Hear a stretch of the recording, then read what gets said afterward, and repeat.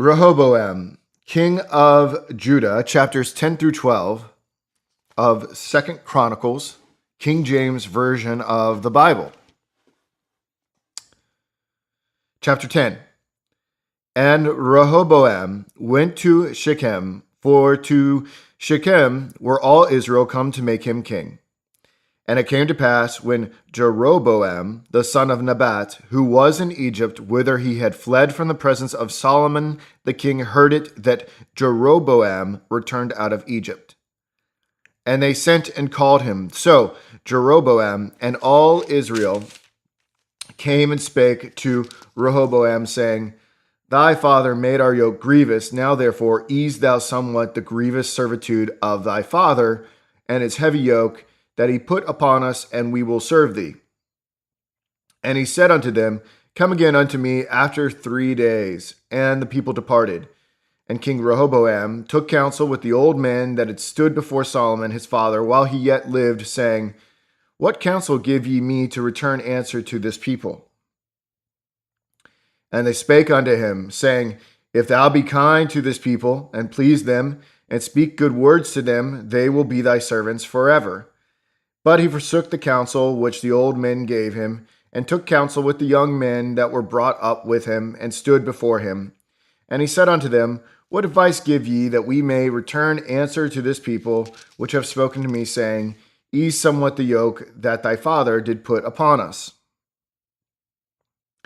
And the young men that were brought up with him spake unto him, saying, Thus shalt thou answer the people that spake unto thee, saying, Thy father made our yoke heavy, but make thou it somewhat lighter for us. Thus shalt thou say unto them, My little finger shall be thicker than my father's loins. For whereas my father put a heavy yoke upon you, I will put more to your yoke. My father chastised you with whips, but I will chastise you with scorpions. So Jeroboam and all the people came to Rehoboam on the 3rd day, as the king bade, saying, Come again to me on the 3rd day.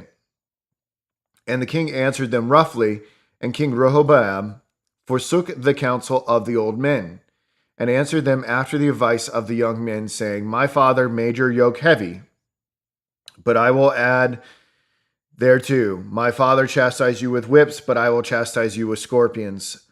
So the king hearkened not unto the people, for the cause was of God, that the Lord might perform his word which he spake by the hand of Ahijah the Shilonite to Jeroboam the son of Nebat.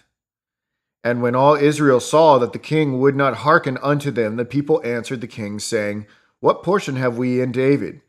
And we have none inheritance in the son of Jesse. Every man to your tents, O Israel. And now, David, see to thine own house. So all Israel went to their tents. But as for the children of Israel that dwelt in the cities of Judah, Rehoboam reigned over them. Then King Rehoboam sent Hadoram, that was over the tribute, and the children of Israel stoned him with stones, that he died. But King Rehoboam made speed to get him up to his chariot to flee to Jerusalem. And Israel rebelled against the house of David unto this day. Chapter 11.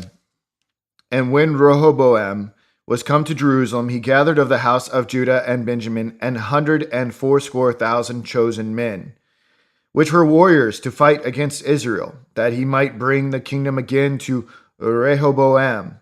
But the word of the Lord came to Shemaiah, the man of God, saying, Speak unto Rehoboam, the son of Solomon, king of Judah, and to all Israel in Judah and Benjamin, saying, Thus saith the Lord, Ye shall not go up, nor fight against your brethren. Return every man to his house, for this thing is done of me. And they obeyed the words of the Lord, and returned from going against Jeroboam. And Rehoboam dwelt in Jerusalem, and built cities for defense in Judah. He built even Bethlehem, and Etam, and Tekoa, and Bethzer, and Shoko, and Adullam, and Gath, and Mareshah, and Ziph, and Adoraim, and Lachish, and Azekah, and Zorah, and Aijalon, and Hebron, which are in Judah and in Benjamin, fenced cities. And he fortified the strongholds and put captains in them, and store of victual and of oil and wine. And in every several city he put shields and spears, and made them exceeding strong, having Judah and Benjamin on his side. And the priests and the Levites that were in all Israel resorted to him out of all their coasts. For the Levites left their suburbs and their possession, and came to Judah and Jerusalem, for Jeroboam and his sons had cast them off from executing the priest's office unto the Lord. And he ordained him priests for the high places, and for the devils, and for the calves which he had made. And after them, out of all the tribes of Israel, such as set their hearts to seek the Lord God of Israel, came to Jerusalem to sacrifice unto the Lord God of their fathers. So they strengthened the kingdom of Judah, and made Rehoboam the son of Solomon strong 3 years for 3 days, and walked in the way of David and Solomon. And Rehoboam took him Mahalath, the daughter of Jeremoth, the son of David, to wife, and Abihail, the daughter of Eliab, the son of Jesse, which bare him children, Jeush and Shemariah and Zaham. And after her he took Maacah, the daughter of Absalom, which bare him Abiah and Atatiah and Ziza and Shelomith.